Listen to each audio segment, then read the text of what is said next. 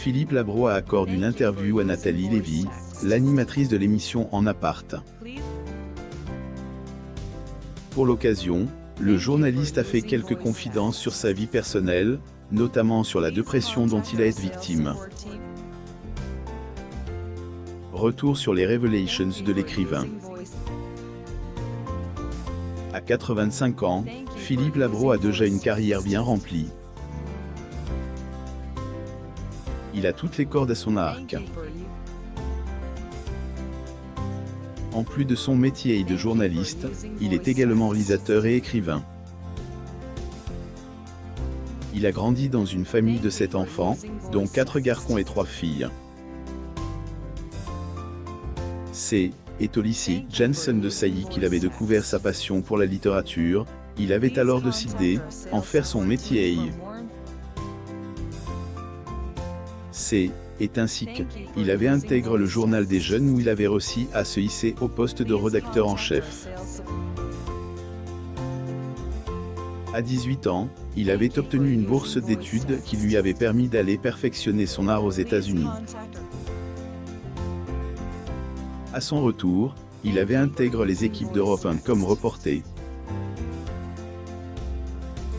Après avoir gravi les échelons de la profession de journaliste, il avait obtenu le poste de rédacteur en chef à RTL en 1979. En 2005, il avait cofondé la chaîne Direct 8 avec Vincent Bolloré. En parallèle à sa carrière journalistique, il avait écrit plusieurs romans dont le premier est sorti en 1960. Il a aussi écrit des textes pour des artistes, notamment pour Johnny Hallyday. Marié à François Labro depuis 1987, il est père de 4 enfants. Son état de santé actuel le 3 mars 2022, Philippe Labro était l'invité de l'émission En Appart. Au cours de l'interview qui s'en est suivie, l'ami de Jean-Pierre Pernaut a fait des révélations sur sa vie personnelle, notamment sur la dépression dont il a souffert pendant plusieurs années. Pour ses médecins, cette dépression qui a débuté dans les années 2000 est due au coma dans lequel il était plongé en 1994 à cause d'un droit d'auteur, du larynx et d'une pneumopathie. Il avait passé beaucoup de temps en réanimation. L'écrivain avait vécu cette dépression comme un obstacle qu'il n'arrivait pas à franchir. Il avait perdu son estime de soi et sa confiance en lui. Décrivant cette période de sa vie, il a déclaré « Et il n'y a rien de pire qu'un dépressif. Parce qu'avec la dépression, vous êtes un mort-vivant. » Plus rien, il se souvient encore de ses mains qui tremblaient, du sentiment qu'il avait qu'il ne valait rien. Il avait même perdu goût à la vie. Heureusement, ces moments sont loin derrière lui. Il a réussi à s'en sortir. L'écrivain a fini par retrouver sa joie de vivre. Le vide intellectuel et sentimental qu'il ressentait à l'époque ne sont plus qu'un lointain souvenir. Une maladie récurrente, sortir de la dépression n'a pas été un processus facile. Il a fallu beaucoup d'amour et de compréhension pour quitter la boucle infernale dans laquelle il avait sombré. Dire que cette période a été violente pour Philippe Labro. Il avait eu l'impression d'être pris au piège. À l'époque, le poste de président de la chaîne RTL était libre et c'est lui qui était pressenti pour l'occuper. Seulement, il ne voulait absolument pas occuper ce siège. Un refus qui était mal accepté dans son entourage. Avec amertume et beaucoup de tristesse, il a déclaré « Degré, je me rendais compte que je n'étais pas fait pour K et parallèlement on m'empêchait de la dire.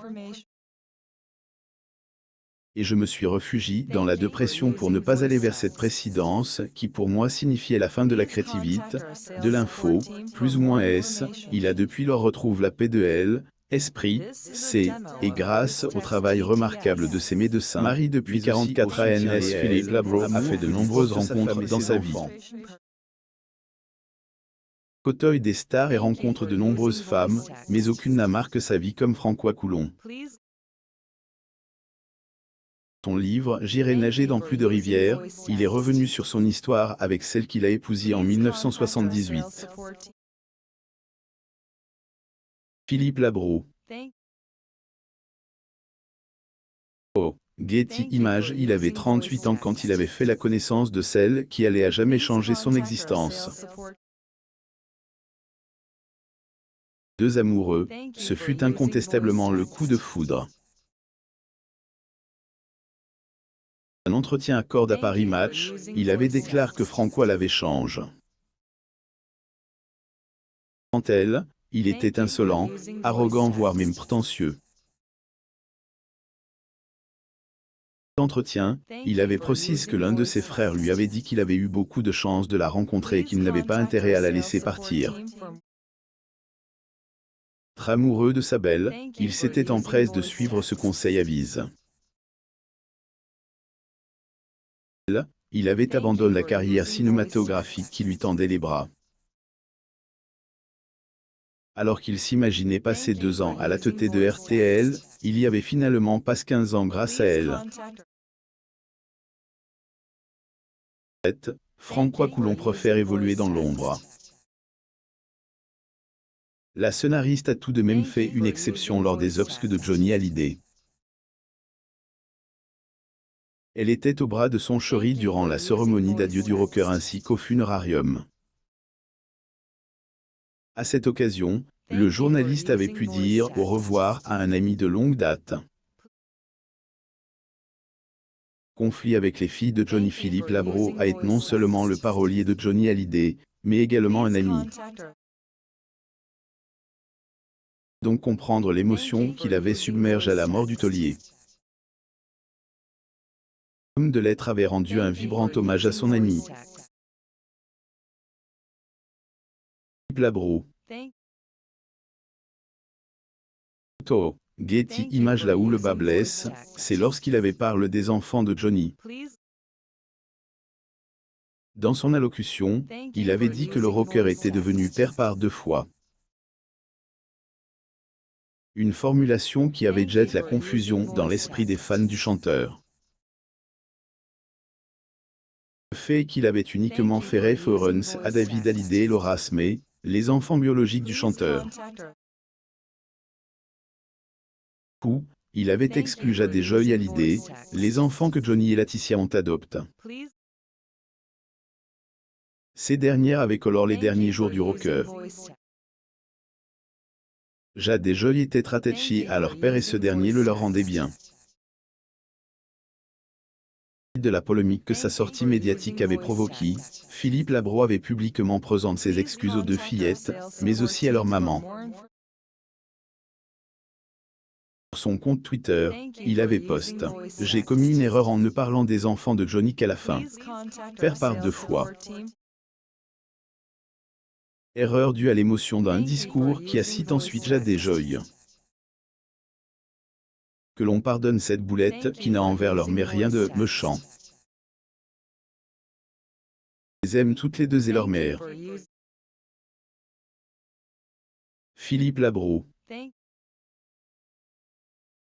Photo. Getty Images. Lire aussi. Michel Sardou n'est pas venu au mariage de sa fille Cynthia, violée à 26 ans, à 48 ans, elle est divorcée et n'a pas d'enfant. Abonnez-vous à Mon Mam sur Google News.